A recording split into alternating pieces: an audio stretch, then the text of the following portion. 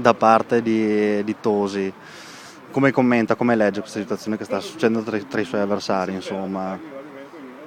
Ma io punto a proseguire il mio viaggio di ascolto, siamo arrivati a 340 comuni, insomma io sono molto concentrata su questo, mi interessa poco quello che succede nel campo avversario francamente. Sul web c'è un po' un dileggio di lei da parte dei suoi avversari, però come reagisce, come affronta questa situazione, insomma? Beh, forse hanno molta paura perché se scendono così in basso, comunque non reagisco con un sorriso.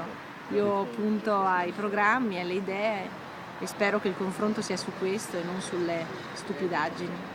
Un altro tema particolarmente caro ai suoi avversari è quello della sicurezza, no? Ogni settimana qui, soprattutto in provincia di Treviso, è un bollettino di guerra. Lei cosa si sente di dire ai veneti in questo senso? Mi sento di dire ai veneti che forse è il caso di non farsi più prendere in giro, perché Luca Zaia, che tiene così tanto la sicurezza, però non ha fatto nulla per la sicurezza, da 20 anni che governano loro il Veneto e noi siamo più poveri e anche più insicuri. Nel 2010 c'era una bilancio 23 milioni di euro per la sicurezza, è arrivato Luca Zaia e li ha azzerati. Quindi nonostante le balle che sta raccontando sui 64 milioni di euro investiti, mi faccia vedere i bilanci e poi ci credo, ma purtroppo i bilanci dicono altre cose.